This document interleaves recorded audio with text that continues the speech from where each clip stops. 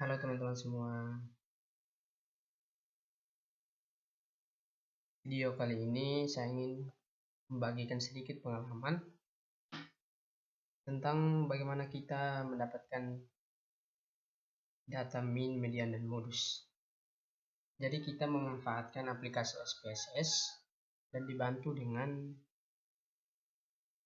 aplikasi Microsoft Excel. Sebelum kita masuk pada video, awalnya kita harus mempersiapkan data yang kita pakai untuk mengolah data min, media, dan modus. Data yang saya pakai di sini berkaitan dengan kode mahasiswa dan nilai fisika. Maksudnya nilai fisika, dan ini ada kode mahasiswanya 1 sampai 20 dan juga ada namanya. Tapi yang kita gunakan di sini adalah kode mahasiswa dan nilai fisikanya. Jadi namanya tidak kita gunakan. Ini hanya untuk memperjelas perjelas data yang kita ambil. Kemudian setelah sudah disiapkan atau disediakan data seperti ini, kita beranjak ke aplikasi SPSS. Di sini ada dua bentuk view, yaitu data view dan variable view. Yang pertama kita gunakan adalah variable view. Di sini ada name. Pada bagian name ini kita akan mengisi kode mahasiswa. Tapi yang kita isi di sini hanya KM, singkatannya saja. KM. Kemudian kita isi juga dengan nilai fisika, disingkat menjadi NF. Setelah itu kita isi pada bagian label dengan kepanjangannya. Itu KM kita isi dengan kode mahasiswa.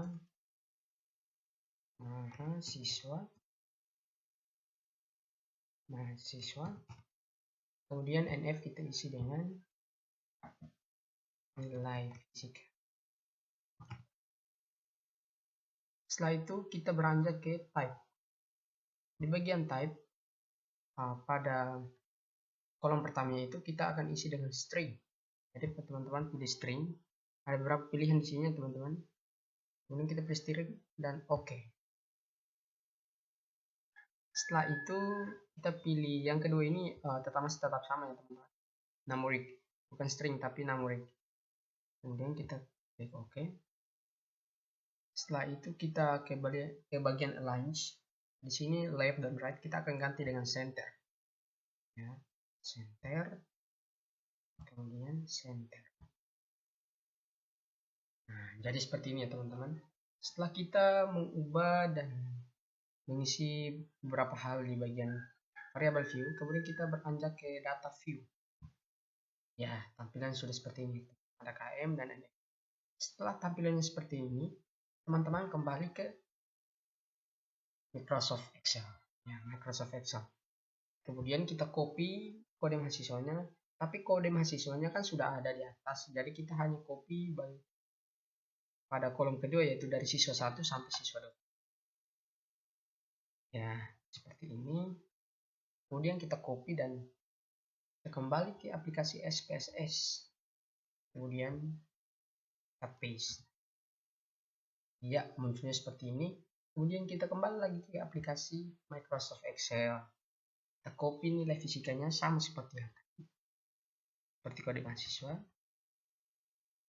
Kita copy, kemudian kita beranjak ke aplikasi SPSS dan kita paste. Dan tampilannya sudah seperti ini teman-teman. Setelah itu kita ke analyze. Di sini ada analyze teman-teman. Ada file, edit, view, data, transforms, dan analyze. Jadi kita klik di analyze, kemudian muncul beberapa icon di sini teman-teman. Kita pilih descriptive statistics, kemudian kita pilih frequencies, dan tampilannya ketika tampilan seperti ini kita harus memindahkan kode mahasiswa dan nilai fisika ini ke bagian variables.